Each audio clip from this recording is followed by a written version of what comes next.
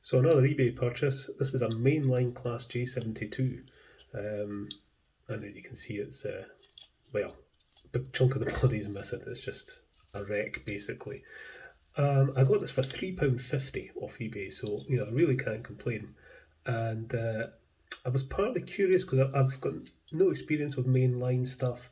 I know the moulds for the bodies were taken over by Bachmann, so you know very detailed models, but apparently from what I've read they've got iffy axles and iffy motors. I would not have bought this in its current state if I hadn't also bought a replacement body. I got this very cheap off eBay as well, so if this goes, or I can get it to go and put this on, I'll have a nice little tank engine for under a tenner, so it's worth a punt. And I also got some couplings for it as well. So first things first, let's go and see if this actually works. I have no idea. I'm aware this has the split axle. You can see it there, there's the two sides. You know, no experience of that whatsoever, so this is going to be interesting. Let's go and see if it works. Okay, well, let's see what happens when we power up. Ooh, well, there's life in it. There's hope. Let's go and take it to bits and see what's what. So, like I say, I've got no experience of these models at all. There's a little shop in the town where I live, and it's a little second-hand shop, and it's got a few mainline locomotives in it. A couple of Wren ones and some Hornby ones. I haven't bought any from there yet. I'm quite tempted, and I dare say I will at some point when something really catches my eye. But let's have a look at this. I've just taken these two screws off. I'm just assuming that's the old coupling, and there's a broken coupling here. It's not going to come off.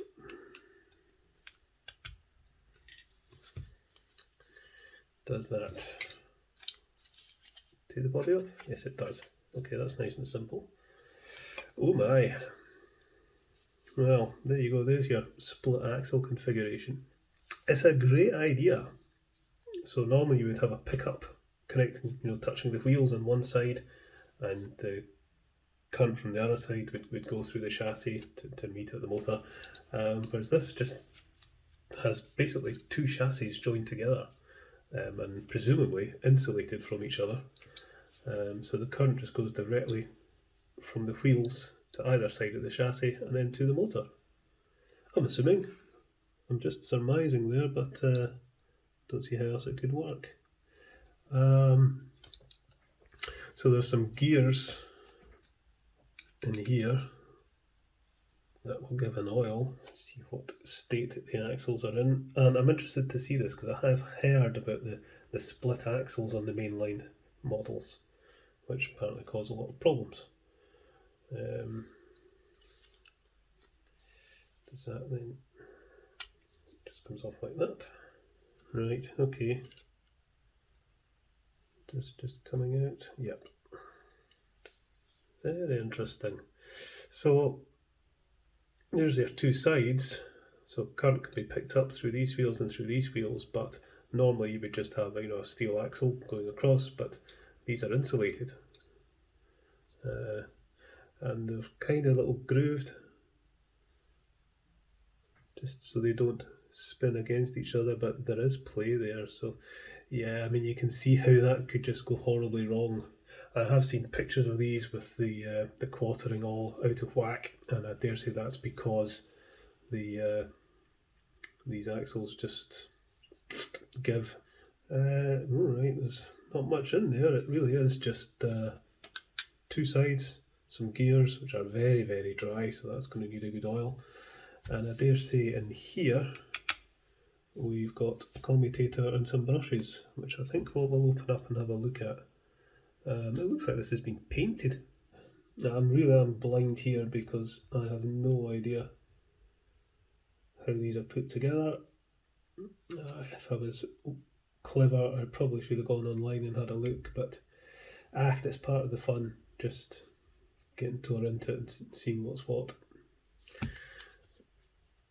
Is that going to lift off? Am I going to have springs and brushes flying out at me? Ooh, blimey. We've got loose springs and brushes and a very dirty commutator. Right, tweezers. And we'll lift off those brushes. And these tiny little springs, which on any of these sort of Ringfield type motors are ridiculously delicate. So I'm just putting the point of the tweezers through them, just lifting it out, pop them down.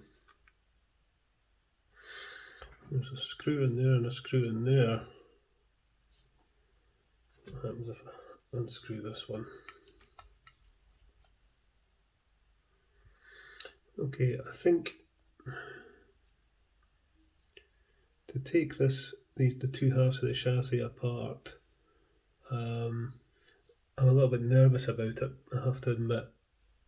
I don't like the look of this. There's something odd because this has to insulate. There's a screw going in there, which makes you think that that must be screwed into the other half of the chassis, but there's a sort of a plastic thing there. So, you know, that must be insulated. So, right, so the current must come from there, through there, up to here to pass into the brush, and then it comes through this side through. Right, got it. Yeah, that makes me very, very nervous about taking that apart. So I think what I'm going to do is I'm going to clean the commutator in situ, and we'll put some oil in the gears there. Just give it a blowout, and we'll see what happens. I mean, I would really like to get all that out and cleaned out, because there's a little brass gear. The commutator doesn't just come out. I'd have to pull that little brass gear off, and to do that, I need to take that apart. I'm not seeing. I mean, I'm guessing you disconnect that and you prise the thing apart, but I'm going to leave that for another day. I just want to get this running just now. Right. Give that a good blow. I really need to get an air cleaner.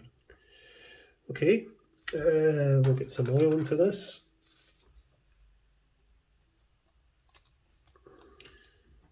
Just having a close look at the gear there on the axle. Nothing chewed, so that's good. Pop some oil in it.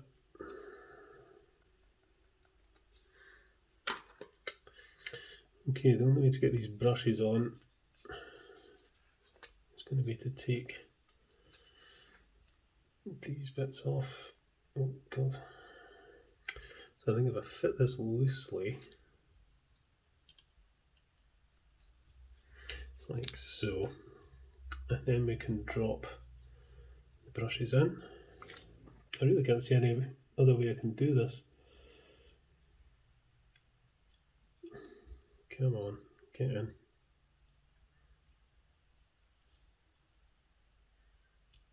That's one. And then the little springs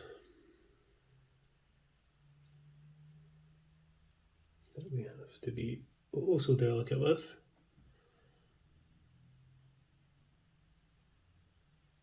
Go in there.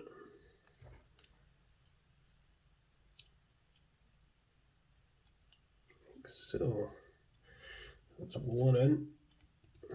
And just get the screw started. And then bring that round. Compress the spring. Bring that up and over and down.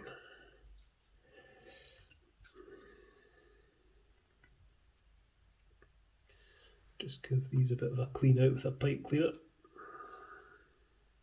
Wee spot of oil in there, and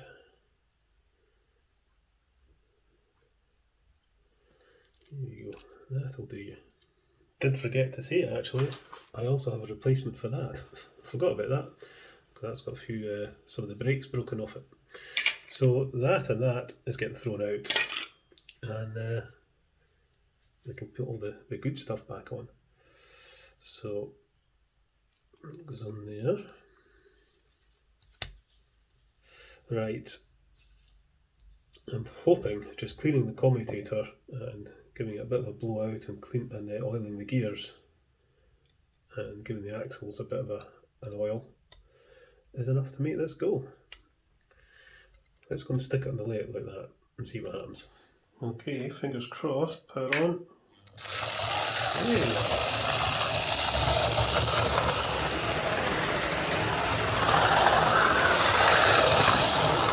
Okay, so it seems to go okay. It's not the fastest locomotive in the world, but it seemed to be gaining speed the more it was going round, so I think it just needs to run in. But it's not making any horrible noises, and I'm quite sure if I could strip it right down and get the gears out and give everything a good clean, it would run even better. I was worried about the magnet, but we'll see how it goes. It seems to be working, so all good. Right, okay, let's put this very pretty little body on. And we've got coupling there. And a coupling there. I was very lucky getting this on eBay, because I thought it would just be like the thing, I'll win, you know, one and not the other, because they were both very, very cheap.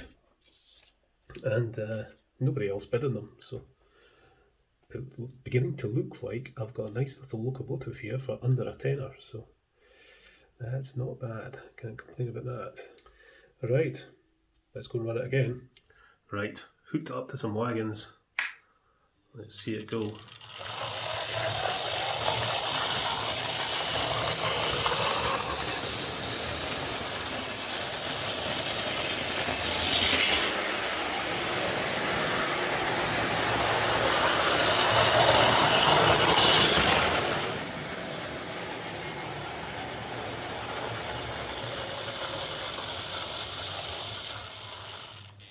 So there we are, there's the Mainline class J72, running not bad at all, and for under a tenner off eBay, I certainly can't complain. That was very lucky winning, you know, being the only bidder on a broken body and chassis and a perfect body, and a couple of couplings. So yeah, another success and another locomotive added to my collection. Right, I'll catch you later, folks.